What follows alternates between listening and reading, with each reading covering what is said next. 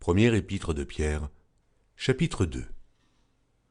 Rejetant donc toute malice et toute ruse, la dissimulation, l'envie et toute médisance, désirez comme des enfants nouveau-nés le lait spirituel et pur, afin que par lui vous croissiez pour le salut.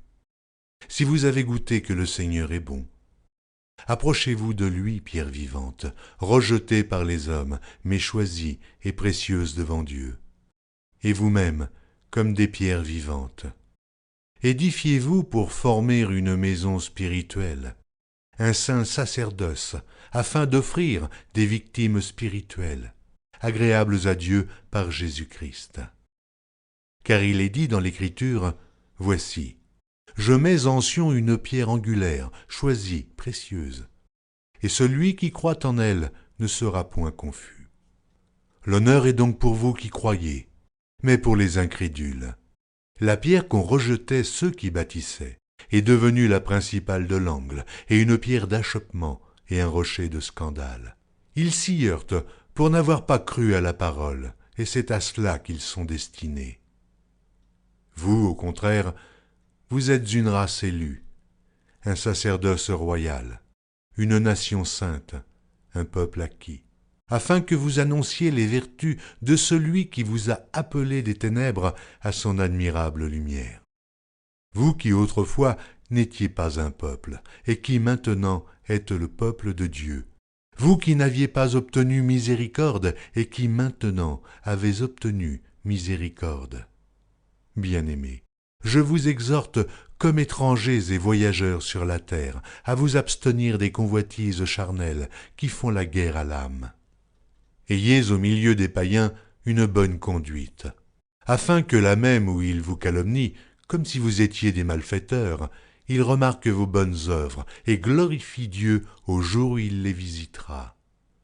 Soyez soumis à cause du Seigneur à toute autorité établie parmi les hommes, soit au roi comme souverain, soit au gouverneur comme envoyé par lui pour punir les malfaiteurs et pour approuver les gens de bien. Car c'est la volonté de Dieu qu'en pratiquant le bien, vous réduisiez au silence les hommes ignorants et insensés, étant libres, sans faire de la liberté un voile qui couvre la méchanceté, mais agissant comme des serviteurs de Dieu. Honorez tout le monde, aimez les frères, craignez Dieu, honorez le roi. Serviteurs, soyez soumis en toute crainte à vos maîtres, non seulement à ceux qui sont bons et doux, mais aussi à ceux qui sont d'un caractère difficile. Car c'est une grâce que de supporter des afflictions par motif de conscience envers Dieu, quand on souffre injustement. En effet, quelle gloire y a-t-il à supporter de mauvais traitements pour avoir commis des fautes? Mais si vous supportez la souffrance lorsque vous faites ce qui est bien, c'est une grâce devant Dieu. Et c'est à cela que vous avez été appelés, parce que Christ aussi a souffert pour vous, vous laissant un exemple afin que vous suiviez ses traces.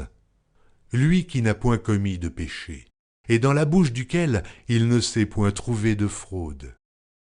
Lui qui injuriait ne rendait point d'injure, maltraité ne faisait point de menaces, mais s'en remettait à celui qui juge justement. Lui qui a porté lui-même nos péchés en son corps sur le bois, afin que, morts au péché, nous vivions pour la justice. Lui par les meurtrissures duquel vous avez été guéris. Car vous étiez comme des brebis errantes, mais maintenant, vous êtes retournés vers le pasteur et le gardien de vos âmes.